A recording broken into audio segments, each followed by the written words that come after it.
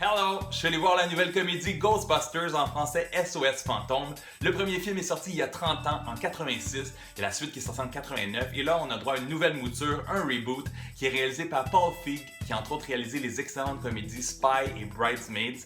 Ça met en vedette Melissa McCarthy, qu'on a vu plus tôt cette année dans The Boss, Kristen Wiig, qu'on va entendre le mois prochain dans Sausage Party. Il y a aussi les comédiennes de Saturday Night Live, Kate McKinnon et Leslie Jones, et Chris Hemsworth, qu'on pourra voir l'an prochain dans le troisième film de la série Thor. Erin est une scientifique qui croit aux phénomènes paranormaux, mais elle doit tout faire pour faire disparaître les traces du livre qu'elle a écrit sur les fantômes si elle veut continuer d'enseigner. Elle se rend au bureau de Abby, la co-auteure du livre, qui est là avec sa collègue Jillian. C'est à ce moment qu'elles apprennent qu'il y a un manoir qui serait peut-être hanté.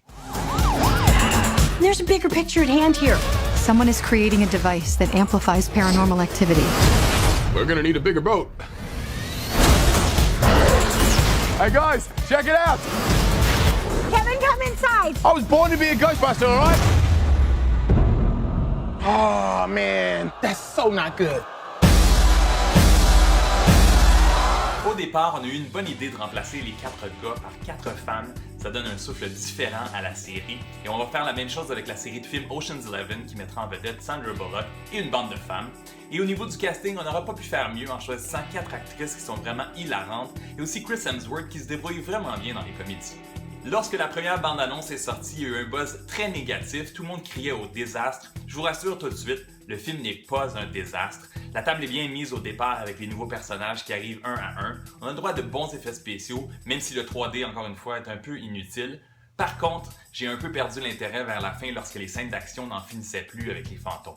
Le scénario du film est un peu so-so, mais le film est sauvé par les 4 actrices qui sont vraiment excellentes et c'est Kate McKinnon qui vole le show. Si vous la connaissez pas, vous allez la découvrir ici avec son personnage un peu weirdo.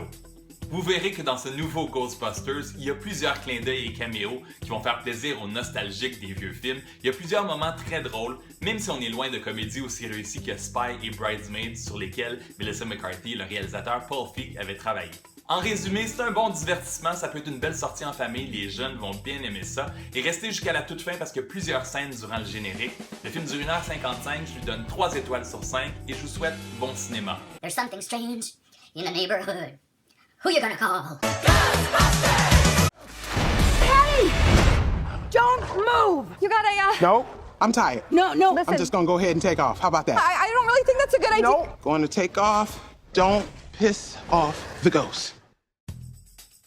Hello, je suis allé voir le nouveau film d'animation The Secret Life of Pets, en français comme des bêtes. On suit la vie secrète des animaux domestiques lorsqu'ils sont laissés seuls à la maison par leur maître qui partent pour aller à l'école ou au travail.